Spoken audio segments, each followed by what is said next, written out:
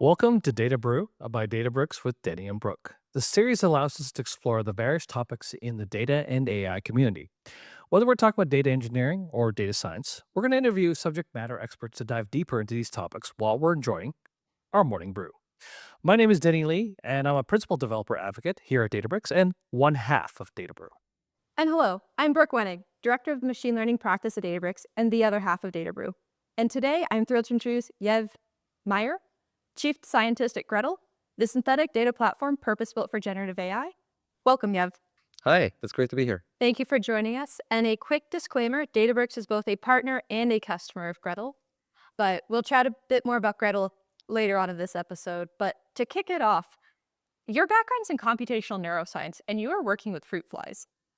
From that experience working with fruit flies, what are some of the corollaries to modern data science experimentation? That's a great question. So yes, by background, I'm a computational neuroscientist and an electrical engineer. And during my graduate work, I was studying how real neural networks process information, how they encode that information in the spike domain, meaning using action potentials, using electrical signals that are sent down axons to dendrites of other neurons. And so we're specifically studying dendritic processing in the olfactory system of Drosophila melanogaster, also known as a fruit fly. And looking back, one of the main things that was key to a lot of discoveries that we made was in being able to run experiments quickly. And so one of the reasons we actually work with the fruit fly is because it's an extremely well-studied organism. The genome of the fruit fly has been known for a while, but more importantly, they have a gestation period of about 2 weeks. So when I was in grad school, I was very happy that I didn't have to work with mice. There were people sitting literally at the other bench, preparing mice for experiments. And the trouble with using mice is that if you lose an animal, it takes a lot of time to get another animal to be able to do experiments. And so what fruit flies gave us is the ability to essentially move much faster.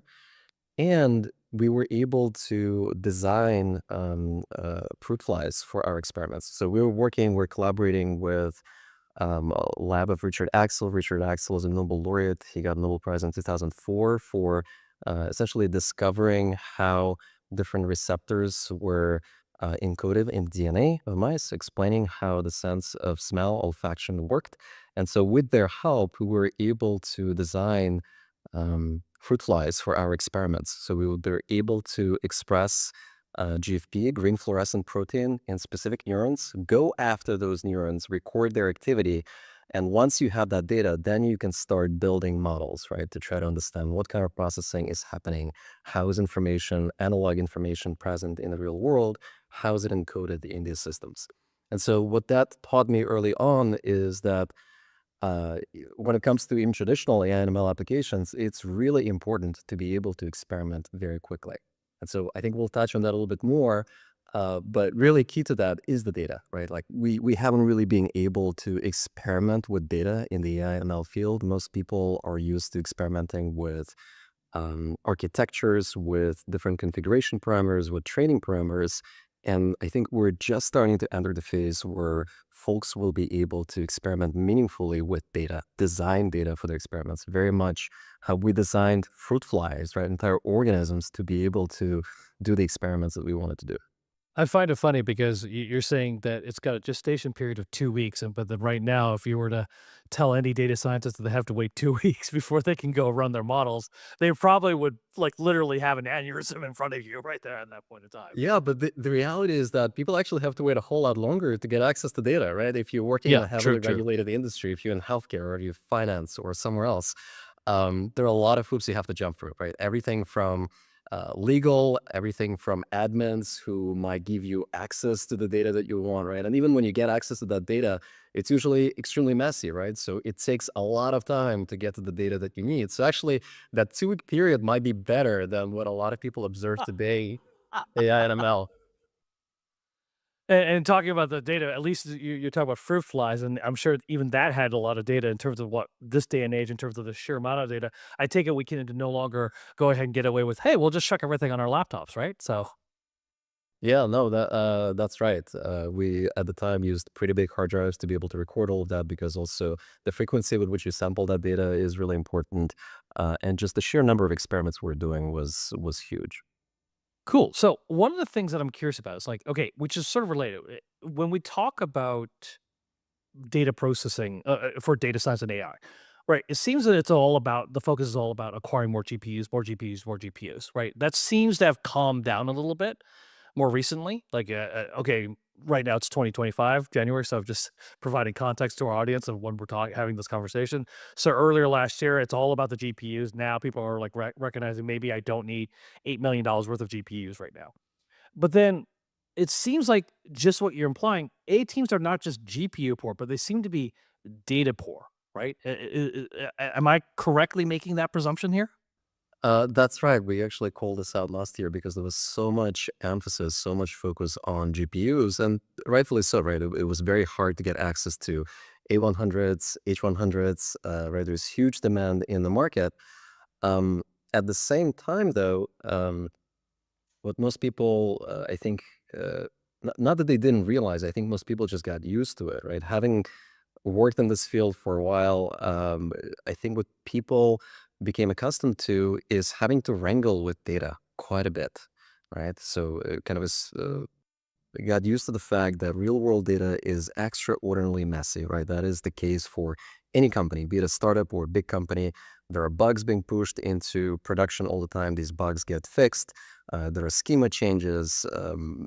There are impurities being introduced into data. And so people spend a considerable amount of effort cleaning that data. And so when it comes down to training models themselves, especially on enterprise data, the reality is that people are data poor because of these issues with the quality of data. Even if you spend a lot of time cleaning the data, there's still no guarantee that you have truly high quality data, right? There might be a lot of data gaps that you somehow need to cover for. There might be a lot of biases that then manifest themselves in the ML models that are being trained, right? And this is really the best case scenario, the fact that you have data and you can wrangle with it. But the other scenario is, in some sense, even worse, right? You know that you have data, but you can't get access to it because of compliance, because you're in a different team, because the data is siloed. And there's also the use case we haven't discussed when there's no data to speak of, right? So that happens very often when you work on a new product. There is, let's say, no telemetry coming from the existing product. Maybe it's an entirely new feature. You're building 0 to 1. How do you get access to the data? How do you generate it? And so much emphasis has been placed on GPUs, but we do strongly believe that a lot of value unlock will happen from people becoming less data poor as opposed to less GPU poor. And very much related to this, I think, is the shift we're seeing in real time to small language models, right? It is becoming a whole lot easier between the access to compute improving and the models getting smaller. It is becoming easier to train, to find some model, to customize them to your task. And so really it comes down to data. Do you have access to the right data? And really what we help solve with Gretel is that data access problem, removing these data bottlenecks for a lot of the teams that may be struggling. And so companies that still find themselves constrained by the either quantity or quality of data at the end of all of the data pre-processing, how does synthetic data and other techniques like that help to either augment or even entirely replace um, human generated data? Yeah, that's a great question. So I don't think we're necessarily advocating for replacing human-generated data, right? And there's been a lot of discussions in the space, right? Discussions about model collapse. We don't think that the model collapse worries are justified because in practice, in real world, when people work with real and synthetic data, we're talking about an accumulation scenario. You accumulate data. You don't outright replace all the data that you have. You also don't replace it blindly. You usually try to develop. You try to augment the data that you have. You try to fill in the data gaps because as a subject matter expert, as a practitioner, you typically know where the model fails, where it's not able to do well. And so what you want to do is bring in additional data that would help that model, right? And of course, you would be using real world data and synthetic data. Now, the reason I think enterprises and businesses in general are finally waking up to synthetic data or at least those that are following are, is because you see extraordinary results with synthetic data from some of the best LLM providers out there, right? If you look at folks from Microsoft, from the Phi series of models, right? The Phi 4 report landed recently, but even going back to Phi 3 and the initial paper textbooks is all you need, there is a real world demonstration of how valuable and really invaluable synthetic data is. A lot of this, sorry, just to name a few others real quick. It's not just the team from Microsoft, Phi, it's also teams from Cohere, their work on the Aya series of models, which are multilingual models, where they really combine synthetic data with machine translation to develop one of the most versatile in language form models. So it's able to speak so many languages because synthetics were used to fill in the data gaps in real world data. Same thing with respect to Gemini series of models, right? Very much emphasizing the importance of synthetic data. And more recently, right, I think we were lucky to be speaking in 2025. Everything that came out from OpenAI with respect to O1, O3, if you look closely at the reports and the deliberative alignment, right, very heavy use of synthetic data that's highlighting the fact that you can't do this actually with human labelers. You have to use synthetic data to align the model really well. So really, there is a ton of opportunity with respect to synthetics and specifically developing high quality synthetic data. Maybe connecting this to some of the other conversations happening with Andrei Karpathy and also Ilias Sutskever. I think the difference really with synthetics is that it gives you the ability to generate data that is not easily available on the internet, right? So Karpathy famously said, internet data is not the data that you want for your transformer. And linking this to the 5.4 report, one instance of this is if you think about collecting data from the internet, let's say you try to develop a model that's really good at reasoning, right? And you go after math data sets. Well, what happens a lot on the internet is that you have a problem, you have a mathematics problem, you have a question, and you have an answer, right? And yes, if you train a model with that, the model will pick up on a lot of the patterns. It will be able to answer questions and a lot of questions that are very similar to that. But what would be much more meaningful to the model is if you didn't skip all the intermediary steps, right? An actual human, when solving that problem, went through a lot of steps, and those who are really good at it might even skip them, right? Really what you want for your transformer is all the details in between, right? And given the attention mechanism, the transformers would just eat up that data, right? Like a sponge. And so I think that's what Andrei Karpathy is hitting on. And in the 5.4 technical report, the team specifically calls this out as spoon feeding the model, right? So like imagine spoon feeding the baby. You want to be able to develop high quality synthetic data where you actually don't skip on those steps. Oh, this is really helpful. I mean, really, really insightful. But one of the things I'm gonna pretend I'm the somebody who doesn't know as much about large language models because that's true. Okay, and the first things first, to provide a little context to our audience, we've talked about synthetic data so much, but how do you even generate that? Like, what's the basis of it in the first place? Because I mean, I think we can all agree synthetic data is data that we generated, but what does that mean when you say you're generating data, and how does that compare to real life data from from the most basic concepts of like the fact that it's not quote unquote real data, quote unquote. Yeah, so that's a great question. I think there are many different ways to go about it, right? And many of us in the field have tried generating synthetic or artificial data in the past. Before we even dive into that, something I want to call out just to make that point very clear early on. When we say synthetic data, what we absolutely do not mean is fake data, right? So this is not fake data. The analogy that we like to use is comparing synthetic data to synthetic oil. At this point, it is common knowledge, though we're transitioning from internal combustion engines, but in an internal combustion engine, it is really important to be using synthetic oil, right? And it's not fake oil.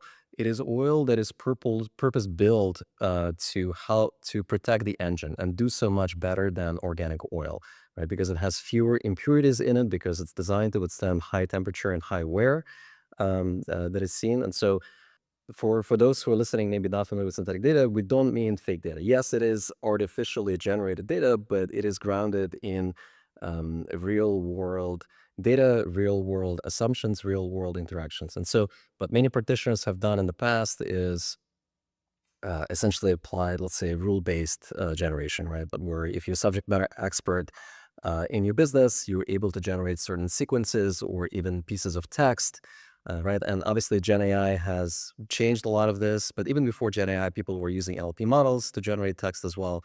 And so I would say today, when we're talking about generating high-quality synthetic data, what we're not talking about is just hitting a single LLM, right? So we're not saying, hey, just grab that Llama 405 billion model or grab NVIDIA Nematron 340 billion model, make an API call and get synthetic data. No, the approach is much more involved. And what we're seeing is that the approaches are essentially using compound systems, right? And it's actually compound AI is a term I think that was coined by folks from Databricks and Stanford from Bear.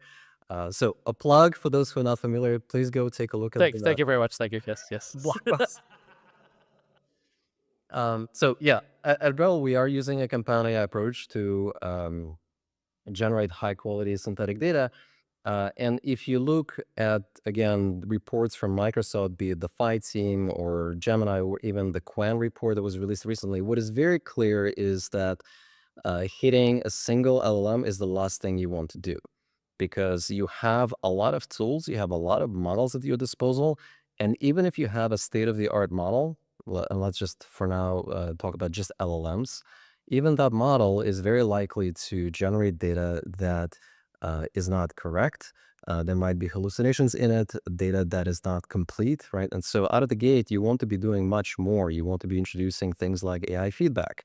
You want to be introducing specialized models. You want to be introducing additional tools to be able to validate the data, right? And so all these tools working in concert is what allows you to generate high quality synthetic data. But just to emphasize, these tools are not limited to LLMs because I think when we talk to people today in 2025, when they hear synthetic data, they just think, oh, it's just an LLM, right? I should be able to generate this on my own.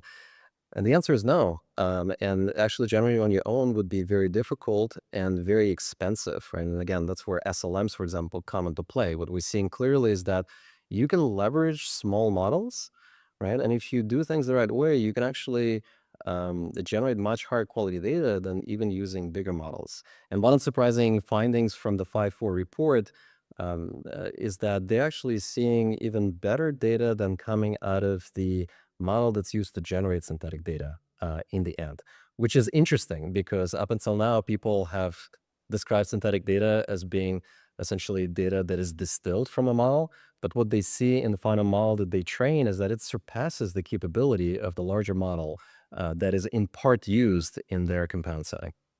Yeah, those results were pretty incredible from the paper. Um, Maybe I have a bit of a bias coming from an ML background, but whenever I hear the term synthetic data, my mind first goes to smote, which nobody talks about anymore. But speaking of synthetic data, I know Yep. one of the challenges is licensing of the data. Can you talk a bit more as to how enterprises should think about that when they're generating synthetic data that they then incorporate into a downstream model? Yeah, that's a great question. And this is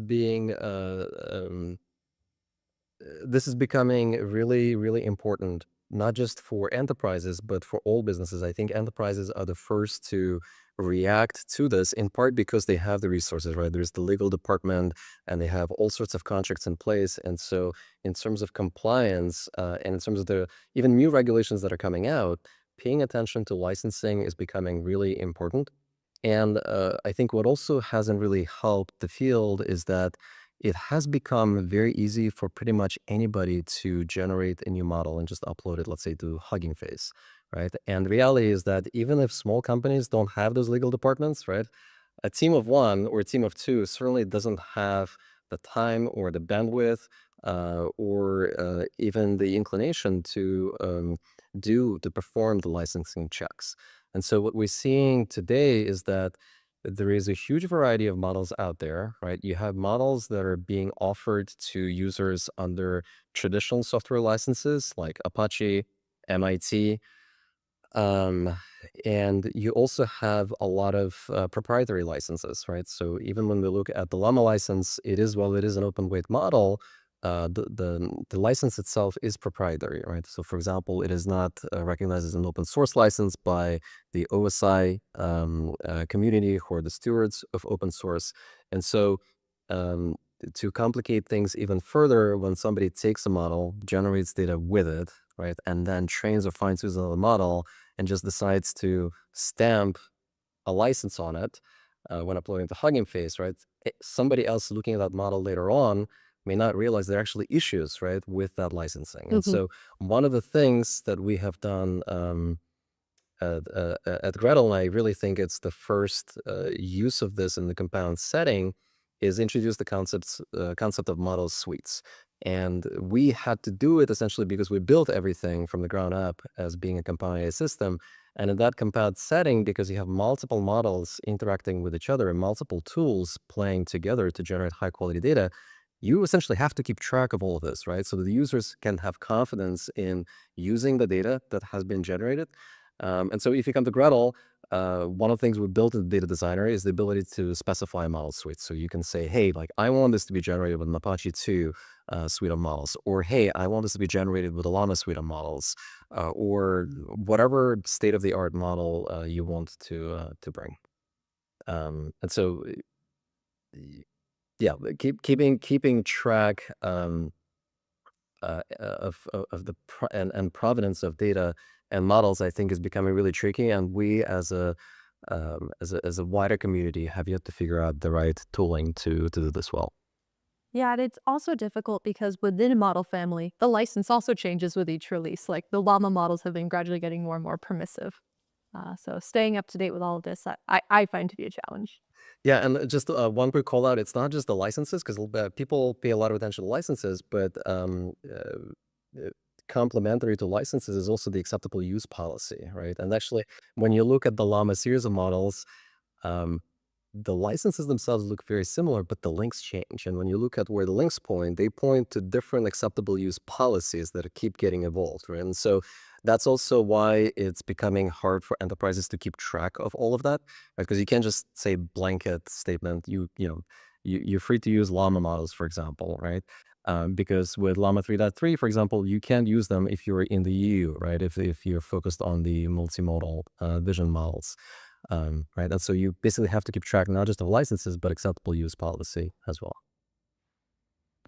I'm curious because we keep talking about the fun of licensing because now we're all turning into Yep. lawyers these days.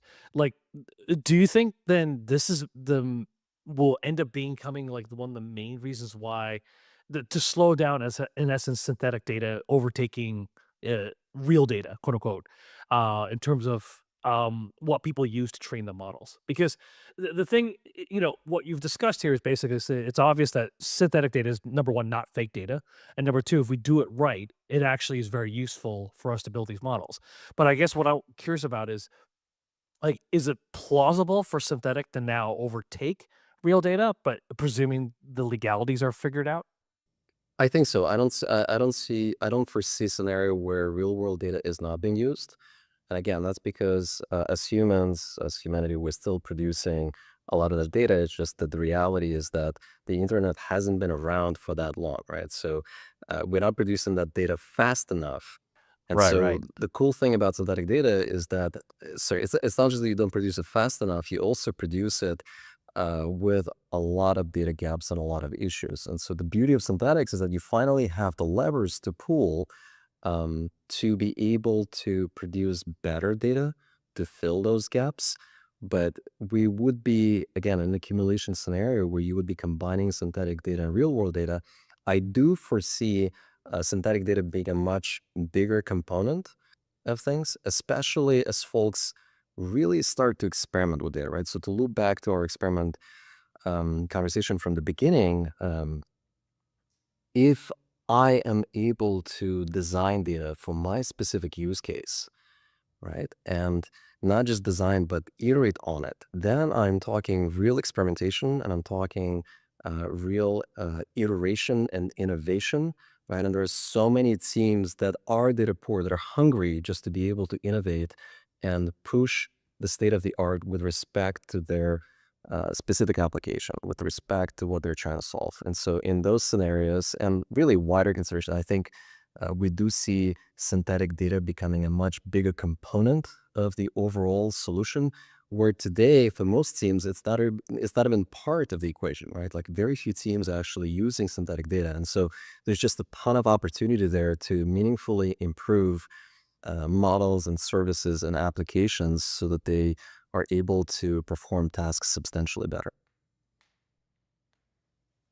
So cool. So then one of the things that it naturally needs me to ask the question is like we're we're pretty much all I wouldn't say exhausting, but maybe that's a little too strong a word, but like we're almost exhausting the our text data, generated data, right? So hence the reason for the importance for synthetic data. Because again, you just like you called out, we're trying to fill in the gaps, we're trying to take into account of biases, things of that nature. But I'm just curious, what do you think about the prospect of like of all the video data, though, we have, because we have so much of that going on, and we've barely scratched the surface of actually making sense of that. Yes, there's a lot of video data that could be used. Um, many thoughts on this front. So, first, I'm sure a lot of the labs out there, especially when it comes to multimodal data, are already using a lot of video data. I think the copyrights and licensing there also become a bit of an issue. But something to call out, and looping back to Karpathy's comment, is unfortunately most of the video, in my opinion, that is out there is not particularly high quality in video, or doesn't have a lot of meaningful content in it, or maybe not of the content we necessarily want to teach the models. And so, while we do have a lot of data, I think the challenge we run into there is the quality of data. And in some sense, the quality considerations are probably even bigger than in text data that's out there online. Right. Again, just because it's so easy for anybody to produce that data, right? To record a super long video of them just doing like some sort of trick and post it, right? And of course, the thing becomes viral. But in terms of informational content in that video, um, probably not the thing you want. What is cool, however, is everything that's happening in robotics, right? And I think there's been a true explosion in 2024, right? And so, like when we think about all the humanoid robots that are being built, super helpful if you're actually able to record a video, right, through the VR headset of you performing some sort of task, right, and then that video feeds directly into what the robot is able to do, right, and I think there's a whole revolution happening now in terms of models being able to interact with the physical world. So that kind of video, yes, absolutely. But if we're talking about just video that's on YouTube, probably not. What are you telling me the shuffle dancings that I'm watching on Instagram isn't valuable data? Is that what you're telling me? No, that is valuable, right? Oh, okay, okay, okay. Oh my goodness, yeah, you're scaring me, man. Danny, I thought you were gonna suggest whether or not the Data Brew episodes on YouTube are valuable training No, data or no, no, not. no. I didn't want him to give us a real answer to that one. So So I know we've talked a lot about synthetic data. I would love to dive into, first of all, what is Gretel AI and how does Gretel use Gretel internally to better improve its services?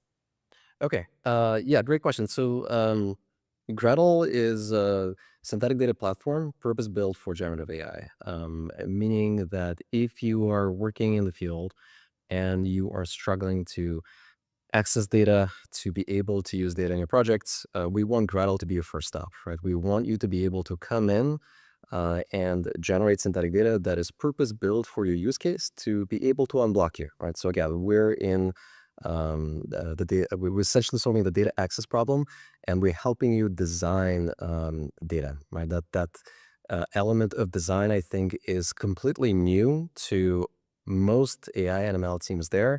Maybe not teams that are working at LLM providers, right? Again, the reports we spoke about, a clear indication that there are teams entirely focused on curating and designing data.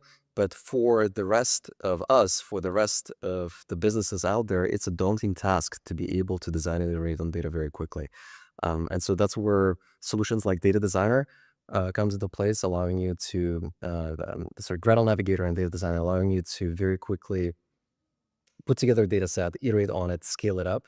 And the other piece that I'm going to come back to is around safe synthetics. That's the other pillar at Gretel, where if you have data, but the data is sensitive, it has a lot of PII in it, and you're not able to use it because you just can't get access to it. It's locked down somewhere.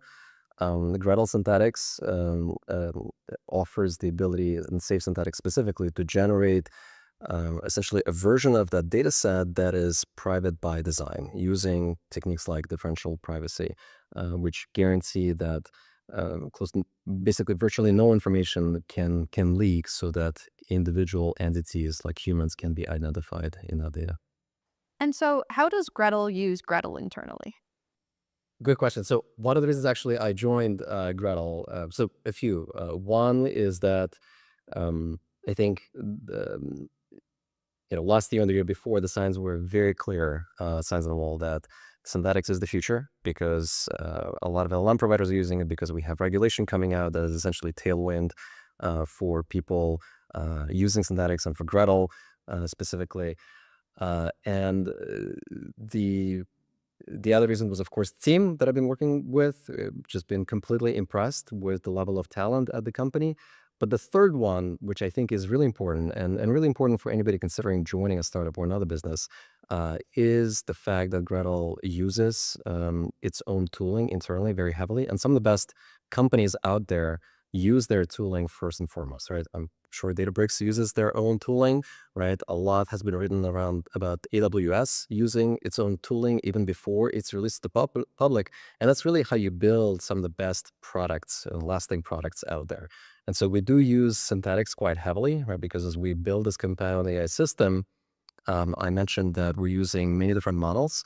These include models that are purpose-built for specific tasks. These are proprietary models. And so being able to generate high-quality synthetic data for these models is absolutely key, right? Being able to design data and iterate on it and push the envelope with respect to performance is huge, right? And so rarely do you work for a business where you get to use the tooling first before even users access it. And so you, as a result, you get to push the boundaries. You get to discover a lot of bugs and fix them, right? You get a feel for what it means to be working with that tooling. And so, yeah, it's been awesome and has been one of my requirements when I was looking for a new gig. So this is really cool because of the fact that not only you're playing with the tools, but I love the fact that you were mentioning differential privacy as a mechanism to ensure the security or the safety of your data.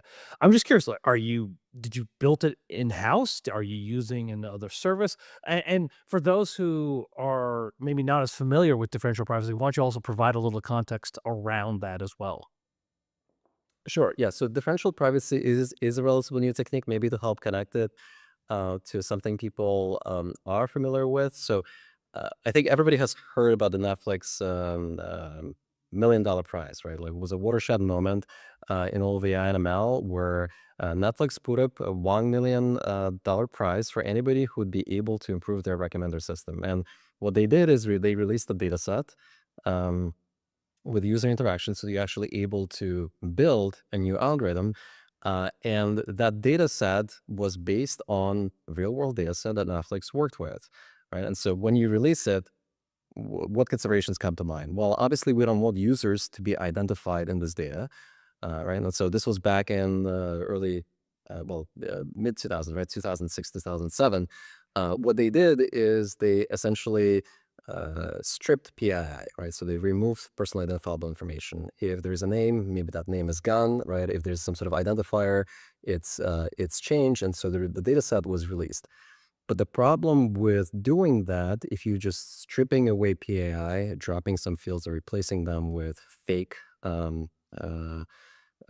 data, you're not taking into account what other patterns might be in the data, and you're making a lot of assumptions about the vector of attack, right? If there was a malicious player who got access to that data, you're making assumption about the kind of resources they have, and these could be compute resources. That this could be another piece of data they can connect that data to. And that's actually exactly what happened on Netflix. So I don't know if people are aware, but Netflix was sued in court because researchers AT Texas were able to connect the data set that was released to an IMDb data set and identify people, right, by their name, by their user ID, right, and be able to say, hey, we actually identified individuals here. And so Netflix had to settle out of court with this. And that is not what you want to do, right? When you're sharing data, right? And like imagine being in a heavily regulated industry, Yeah, right? There's a ton of prefer opportunity, not to right? do this. Yeah. Yeah.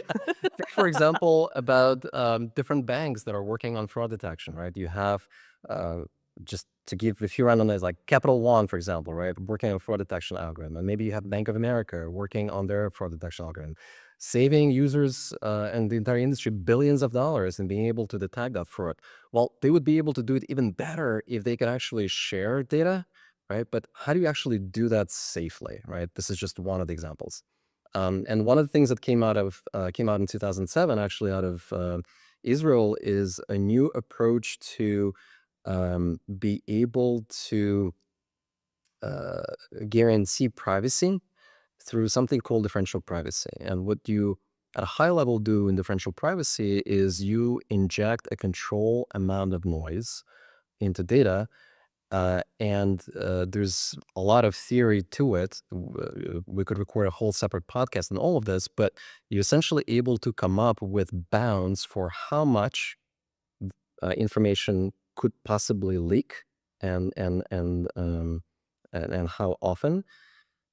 And for the first time, also, you get very strict mathematical guarantees that no matter what happens after the fact, right? No matter what kind of function, what kind of processing you apply, those guarantees do not change, right? So all of a sudden, you're not talking about boiling the ocean with stripping out all the PI. You can't do that. You have very strict mathematical guarantees that say, hey, for this epsilon and delta, this is the result you get no matter what happens downstream, no matter what kind of compute resources an attacker has or what kind of data sets they have. And so quite a few differentially private algorithms have been developed. And we are working with the rest of the community. Right? So we typically talk about differentially private algorithms. And so we have internal implementations of many of these differentially private algorithms that could be used to make your data a whole lot safer. So at Databricks, we've been talking about the Netflix Grand Prize Challenge, but we stop at the first half of the story of how Matei had helped one of his lab mates develop Spark because they had troubles ingesting the entire data sets. They could do distributed computing. They got second due to a technicality of same precision, but submitted 10 minutes later, so they didn't get the $1 million. But then Spark was created in the Databricks. So we stop at that story. Love that there's this follow-on leading to differential privacy. Yeah, and don't get me wrong, it was an awesome thing that happened, right? Absolutely, because it sparked a lot of innovation, right? Leading to companies like Databricks and so No, many no other pun cool intended at things. all on that one, eh? No pun, yeah. Yeah. And really, I think it created that interest in ML and AI, right? And I hope that it also contributed to a lot that we see in the Gen AI wave as well. But there is that bit dark history to it as well, and so being able to work with data safely, especially in today's Gen AI age, I think is super important. And so we're happy to expose more people to differential privacy and let them develop synthetic versions of the data sets, right? Because if you now, again, have access to a synthetic version that preserves the statistical properties of the data set, but does not include information with mathematical guarantees, does not include information that would help somebody identify the person, that becomes a whole new ballgame, right? Because you have many more teams that are able to access that data, to build with that data, to innovate with that data. And when we look at enterprises, there is so much invaluable data that they're sitting on, right?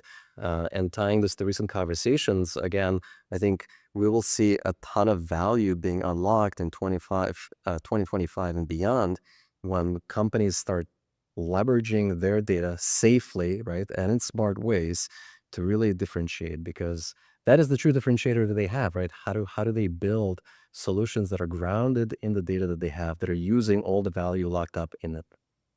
Awesome. And I think that's a really strong motivating case for why synthetic data is so powerful and so important so you avoid situations like that.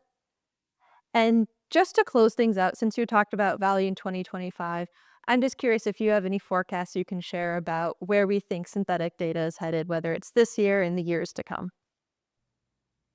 Yeah, that's a great question. I think so. The obvious is that I think more and more companies will wake up to the value of synthetic data, and we're happy to play a role, and hopefully very big role in this.